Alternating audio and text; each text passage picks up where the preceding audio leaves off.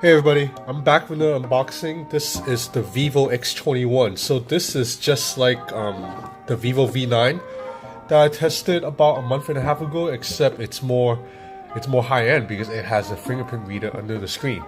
So I said I was very busy last couple of days ago, and I am. So in addition to this, I'm also testing this, the Planet Gemini. This is really cool. It's like a little mini laptop. So I'll have a video on this in a couple of days maybe, but right now I'm going to focus on the Vivo X21.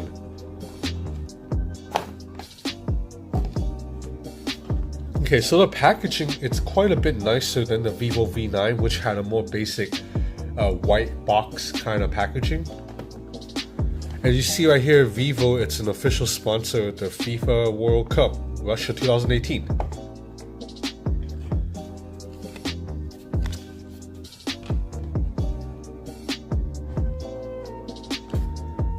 So you have this is a US plug or a China plug. It's quite interesting in China right now. They use both the US style plug and also the round ones. So they're like the only country I know of that uses two different sets of plugs. And these are earbuds. They look pretty nice. How do we open these?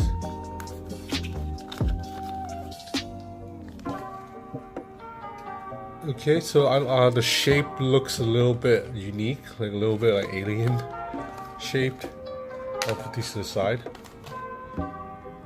So these must be USB-C headphones, because I don't think this phone has a headphone jack.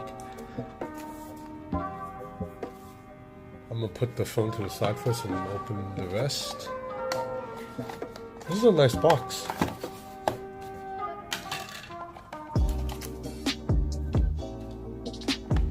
So you do get a case of the phone. Oh, it's a nice.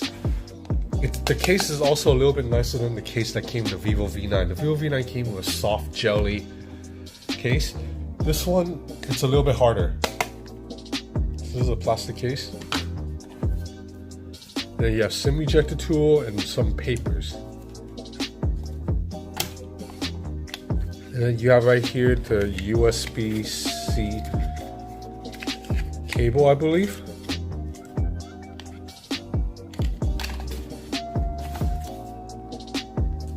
Okay, now I think Vivo phones, there's nothing for me to peel because they wrap it like this, so then once I open it, the phone's already naked.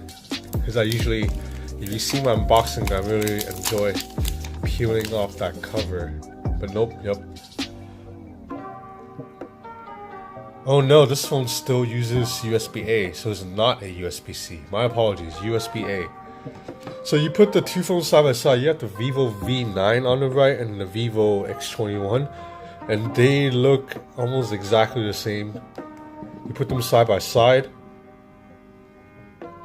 Yeah, almost exactly the same. So I guess the only real difference is the under-screen fingerprint reader.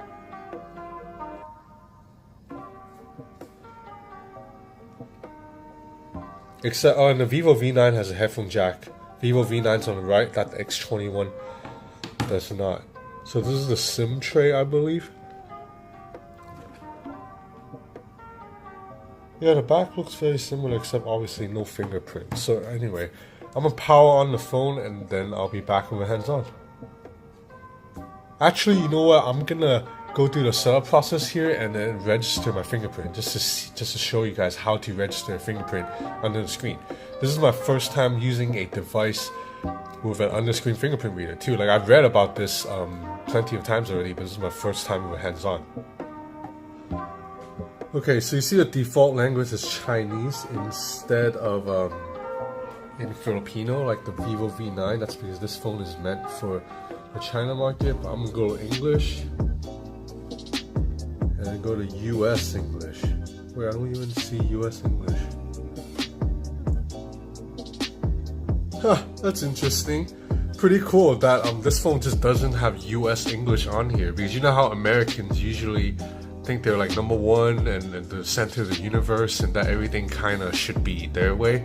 This phone is like, hey, screw that, we don't even have US English. So I'll go with Hong Kong English, which is British English. So British English is, if you're not familiar, the spelling's a little bit different sometimes. Like British people add U to certain words, like color in British is COLOUR, but in American English it's just COLOR.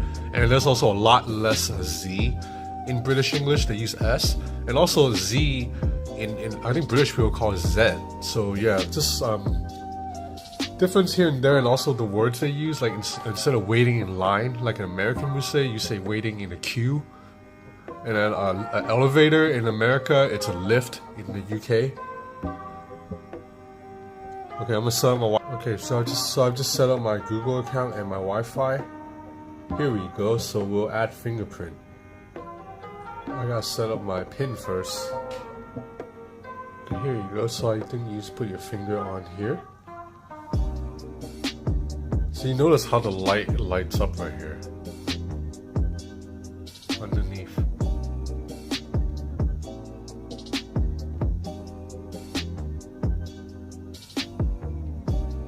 You have to move. So your registering is just the same, except you can tell it's a little bit slower already, because you know how on a normal fingerprint sensor it picks it up a lot faster. Okay, adjust your grip.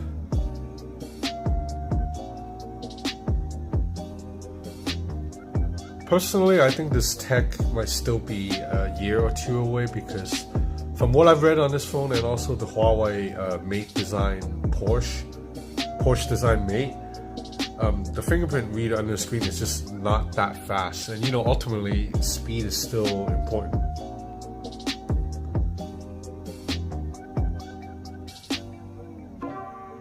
So I'm not gonna add my face for now. Next, congratulations, we are done. So first thing I'm gonna do is change this damn back button to the left side, because that's where the back button should be. So that's one of my problems with Vivo phones, is that the settings, you can't search for settings. So like a lot of times I'm just in here trying to find something. Actually, I'll order gestures keys. I'm gonna change the gestures back. So right now, and I'm gonna go with the swiping gesture too. So let's check out the fingerprint reader really quick. Oh, okay, that's not too slow. That's okay. Wow. Let's try again. On the table. Yeah, so that took a little bit longer, but this is not bad at all. I thought it would be a lot slower actually. But you do have to press it kind of hard, I think. Actually, no, I'm wrong on that too. You can just put your finger on it. Oh, this is really damn cool. So you look at the display, I can't see the embedded fingerprint reader underneath, although I believe if you go out to the sun and you have like an all black background, you'll be able to see a little bit, but definitely not a deal breaker so far. This is really cool. Wow. Okay, I'm gonna play with the phone. I'll be back with hands on. Hey guys, I'm back. So I'm gonna make this video really short, because this phone is very similar to the Vivo V9. In fact, if you put the two phones like this next to each other, you can't tell the difference at all. Like, they're virtually the same hardware, except of course the phone on the left, the X21, has an under screen fingerprint reader, whereas the V9 has a fingerprint reader on the back. They look exactly the same. Hardware, there's slight difference, so I'll just explain the hardware difference really quick. So on the X21 you have 6 gigs of RAM, V9 you have only 4 gigs of RAM.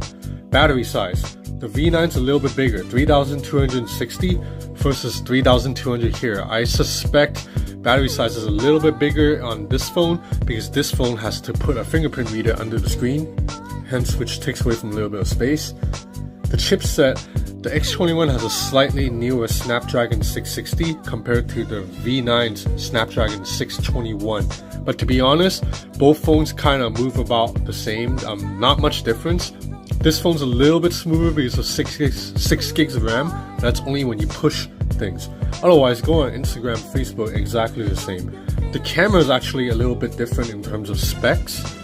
The V9 surprisingly has a technically more powerful camera. It has a 16 megapixel shooter with a 5 megapixel telephoto lens and a 24 megapixel selfie camera. The X21 only has a 12 megapixel selfie camera, so it's half as many pixels. And on the back, the main camera is only 12 megapixels instead of 16. But truth be told, I can't tell the difference. I think 24 megapixels for a selfie camera, it's overkill. I took this selfie here. This is a 12 megapixel selfie camera. I think it looks good. Apologies for the hair. I just woke up and stepped outside, so I didn't even comb my hair.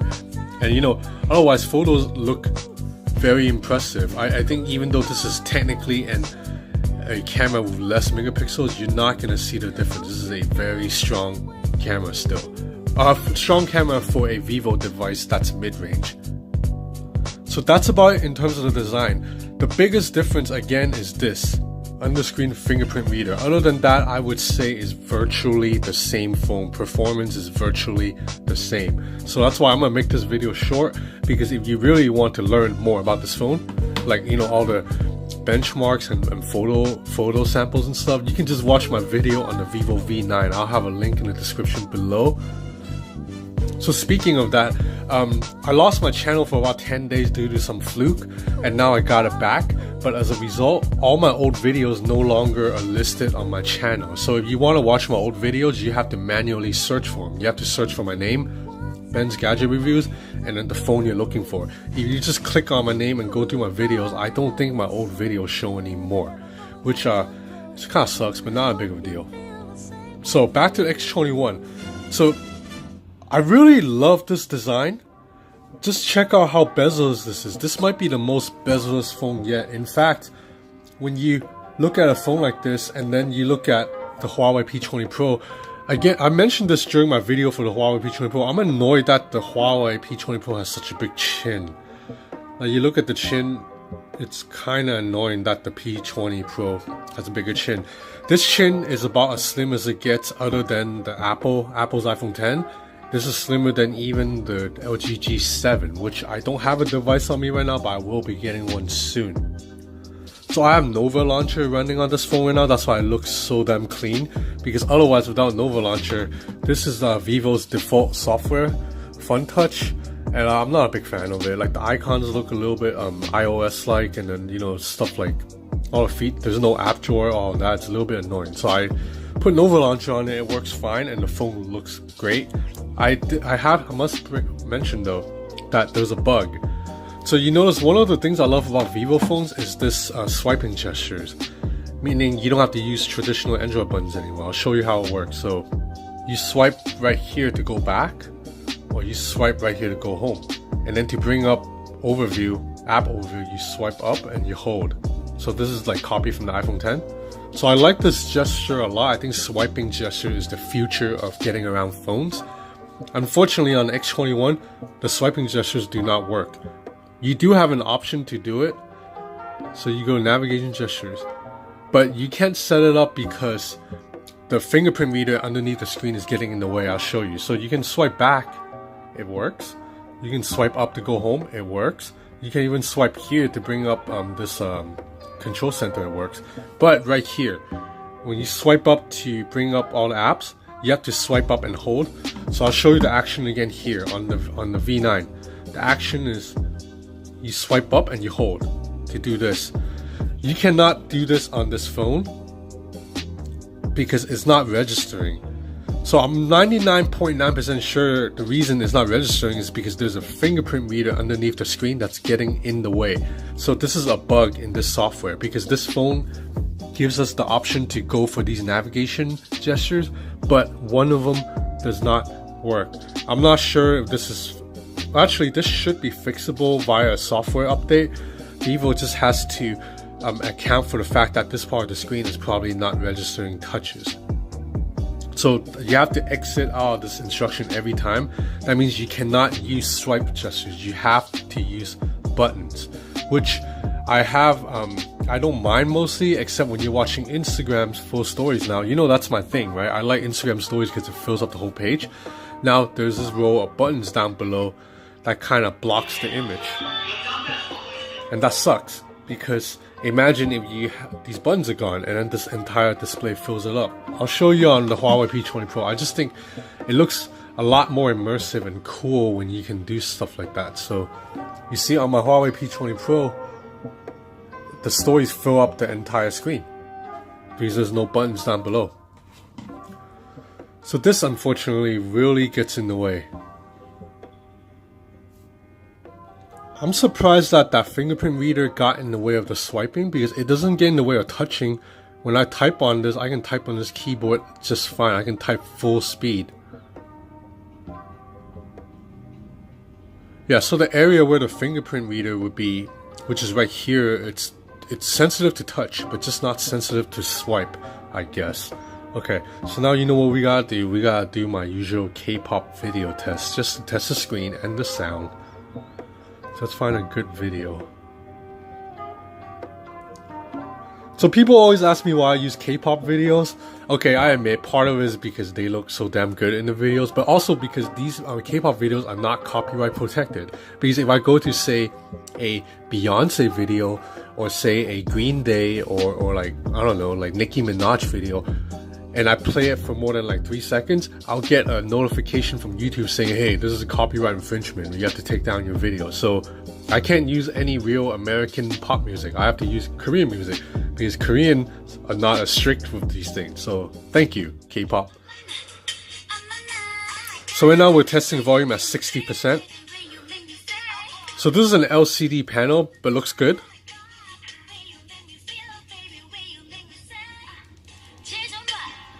Max volume.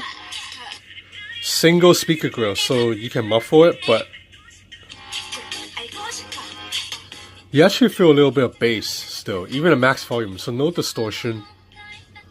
Looks good, except there's a this phone doesn't let you expand the video full screen, which sucks because you have these let me go to the area of the video that's wide.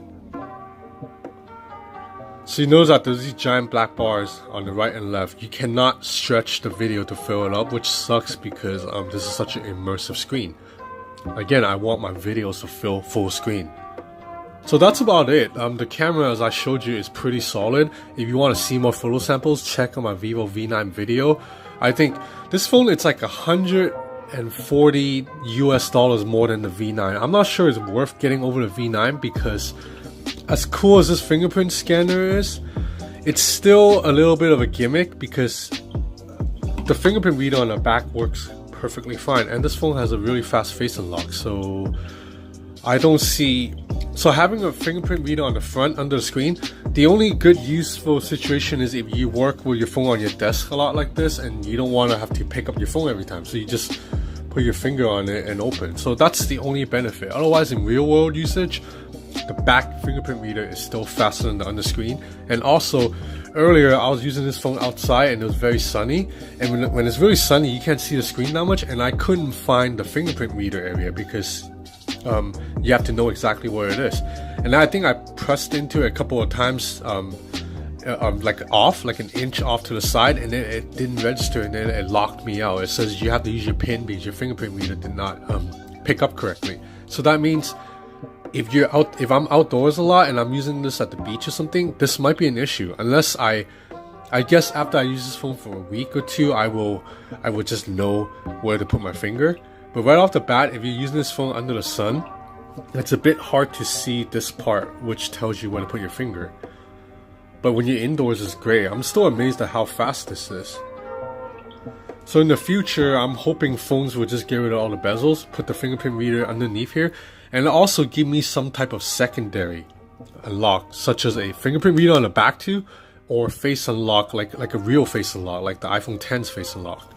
So that would be better, because I don't think it's 100% reliable to use under screen. Because I also worry, what if I drop my phone and crack the screen right here? If I crack the screen here, will I not be able to use a fingerprint reader anymore? So that's something that's worth thinking about. As it is now, the Vivo V21, it's a very awesome prototype device.